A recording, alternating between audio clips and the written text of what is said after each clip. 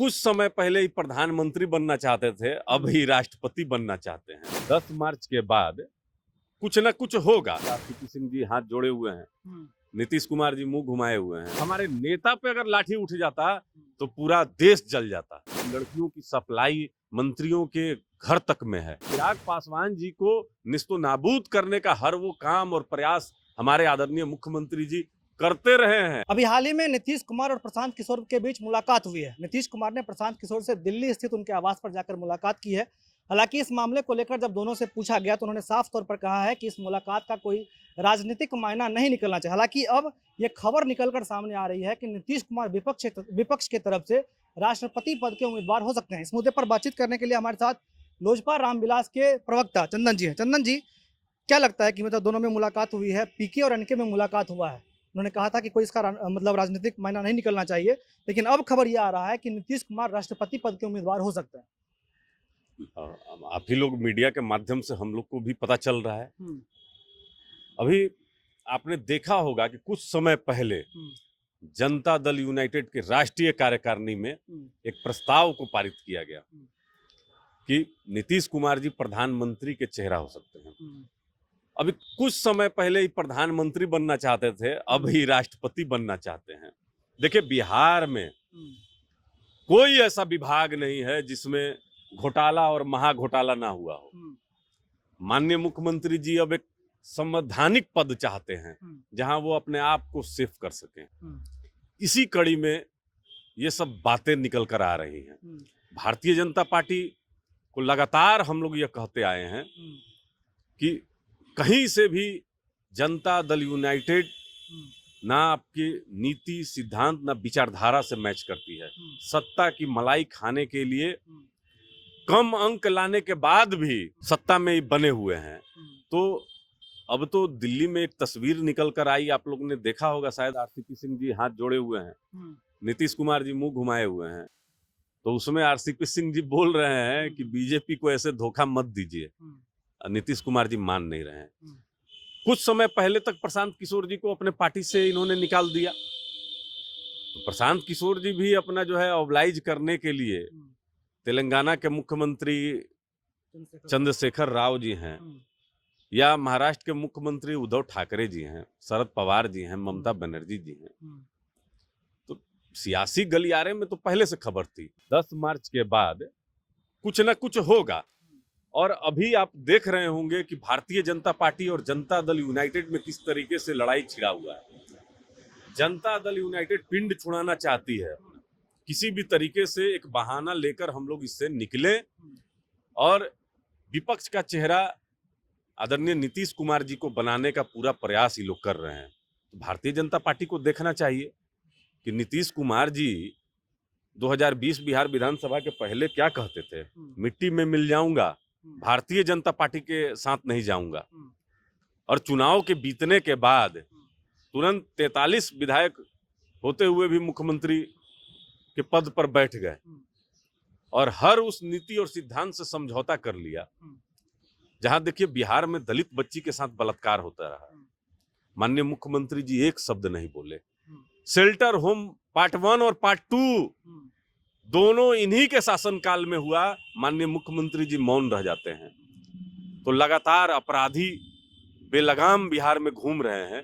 रोज हत्या, लूट, बलात्कार, बैंक डकैती, 19 लाख रोजगार में 19 को रोजगार नहीं दे पाए।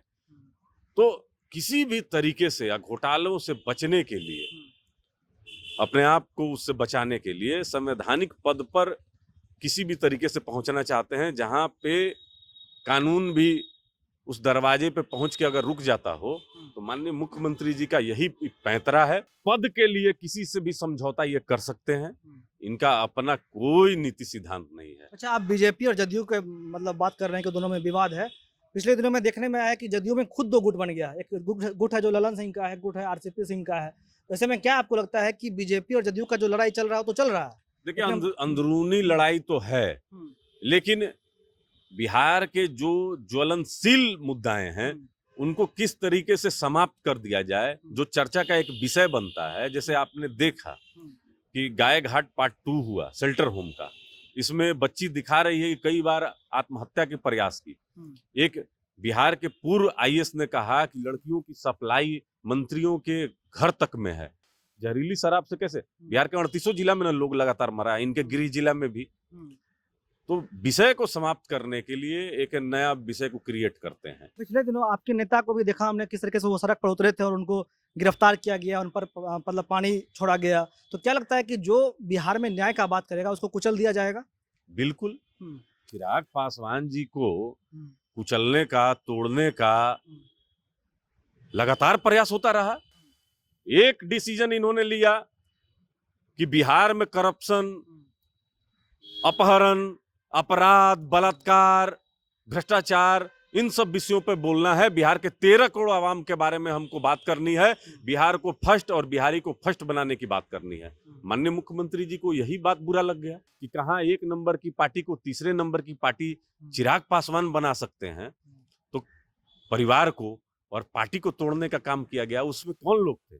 सबके चेहरे से तो नकाब हट गए। माननीय मुख्यमंत्री जी की डायरेक्ट भूमिका थी उसमें। चिराग पासवान जी को निस्तो नाबूद करने का हर वो काम और प्रयास हमारे आदरणीय मुख्यमंत्री जी करते रहे हैं। चिराग पासवान जी बिहार के 13 करोड़ आवाम का आवाज बनकर जिस तरीके से उभरे हैं, युवा नेतृत्व लेकर उभरे हैं, तो लोग भी सुन रहे हैं। आपने देखा कि बिहार में 38 जिला में आशीर्वाद यात्रा के माध्यम से जो जनसंवाद इन्होंने किया, और 15 फरवरी का जो बिहार बचाओ राजभवन मार्च था, उसमें एक जन सैलाब जो उनके नेतृत्व में निकला, तो लाठीचार्ज करने की तो डर गए नीतीश जी डर गए। इन पे तो लाठीचार्ज नहीं किए और ना एफआईआर किए, क्योंकि जानते थे कि इसका परिणाम जो है बहुत विस्फोटक हो सकता है। और देखिए, हमारे कार्यकर्ता बहुत अनुशासित हैं।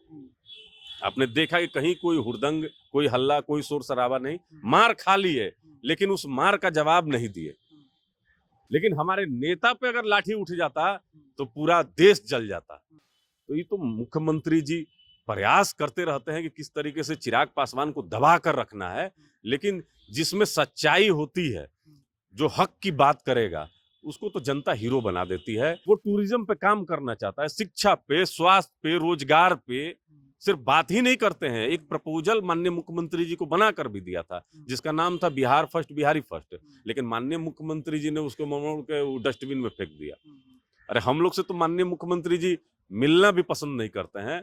आपको तो याद होगा कि हमारे स्वर्गीय संस्थापक आदरणीय रामविलास पासवान जी की प्रथम बरसी थी, और कार्ड देना हम लोग मात्र चाह रहे थे कि हमारे नेता आदरणीय चिराग पासवान जी स्वयं मिल के कार्ड दे दें, निमंत्रण दे दें। उसको तक लेना स्वीकार नहीं माननीय मुख्यमंत्री जी करते हैं। क्या लगता है कि अगर मान लीजिए कि मुख्यमंत्री राष्ट्रपति बन भी गए, तो बिहार में मुख्यमंत्री पद का मतलब चेहरा कौन है? आरसीपी सिंह होंगे कि ललन सिंह होंगे, कौन होगा? कि बीजेपी से कोई होगा? नहीं, देखिए, बिहार में तो मध्यावर्ती चुनाव होगा। अच्छा। इसके अलावा कोई विकल्प नहीं है। जनता ने जनादेश, सबसे बड़ा जनादेश अगर किसी को दिया तो भारतीय जनता पार्टी को दिया बिहार में। लेकिन भारतीय जनता पार्टी भी जनता दल यूनाइटेड के सामने कुछ कर नहीं पाई, डिलीवर नहीं कर पाई। भारतीय जनता पार्टी के सांसद संसद में कहते हैं कि लगातार केंद्र सरकार मदद कर रही है बिहार सरकार को, धन आवंटित कर रही है, लेकिन राज्य सरकार उसको खर्च नहीं कर पा रही है, पुनः लौट जा रहा है। और जनता दल यूनाइटेड ने जो 2 विषय उठाए बहुत महत्वपूर्ण, बिहार को विशेष राज्य का दर्जा और जातीय जनगणना, और ये दोनों विषय जो हैं, इनके गठबंधन के सबसे बड़े सहयोगी भारतीय जनता पार्टी के नहीं है। भारतीय जनता पार्टी के प्रदेश अध्यक्ष संजय जायसवाल जी अवैध शराब और जहरीली शराब पे प्रश्न उठाते हैं, तो जनता दल यूनाइटेड का एक कार्यकर्ता उनको गाली गलौज कर देता है। तो ये अभी जो परिस्थिति है, इन सब पे साफ, अभी राष्ट्रपति का जो उम्मीदवार की बात है, ये बहुत पहले से प्रयास कर रहे थे। अगर आपको ध्यान होगा, ओमिक्रॉन जब फैला तो माननीय मुख्यमंत्री जी ने अपने को 15 दिन आइसोलेट कर लिया। 3 दिन में ठीक होने वाला बीमारी में 15 दिन रेस्ट करते हैं। तो ये जो चौसर बिछा के जो ये खेल खेल रहे हैं, ये तो सबको पता है, सियासी गलियारे में सबको पता है कि माननीय मुख्यमंत्री जी की क्या अभिलाषा है। बिहार के गृह मंत्री अगर होते हुए ये अपराध नहीं रोक पा रहे हैं, और इन्हीं के अधिकारी बंद रूम में जो ये समीक्षा बैठक करते हैं, इनकी नहीं सुनते हैं, चाय पे चर्चा, पकौड़े पे चर्चा, लजीज पकवान का आनंद उठाते हैं, एक अन्य मार्ग का मोह माननीय मुख्यमंत्री जी छोड़ना नहीं चाहते थे, लेकिन अब छोड़ने का विचार कर रहे हैं। तो देखिए आगे क्या होता है। अंतिम समय लालू यादव पर सजा का ऐलान हुआ है, 5 साल का जेल हुआ है, 60 लाख का जुर्माना हुआ है।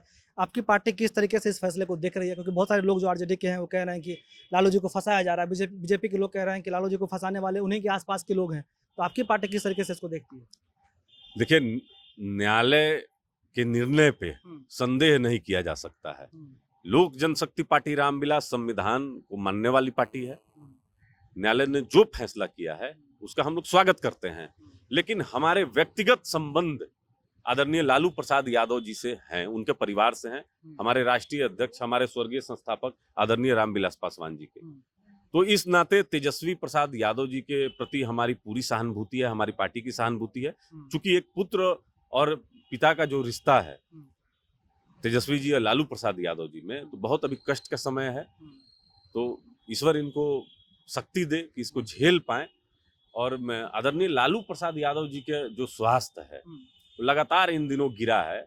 आप ही सब मीडिया के माध्यम से हम लोग को देखने को मिलता है, व्हील चेयर पे चल रहे हैं, सपोर्ट से उठते बैठते हैं, किडनी की समस्या है, शुगर है, बीपी है, अनेक तरह के का रोगों से ग्रसित है। उम्र के इस पड़ाव में अब जेल में किस तरीके से व्यवस्था कर पाएंगे, अपने को एडजस्ट कर पाएंगे, बहुत मुश्किल होगी। तो हम लोग की सहानुभूति नेता प्रतिपक्ष तेजस्वी यादव जी के साथ में है जी। पहले तो ये लोजपा रामविलास के प्रवक्ता चंदन जी थे, जिन्होंने साफ तौर पर कहा है कि लालू प्रसाद यादव के साथ उनकी पार्टी की सहानुभूति है। बाकी आप सफर बिहार देख रहे थे, मेरा नाम अमन शर्मा है। बहुत बहुत धन्यवाद।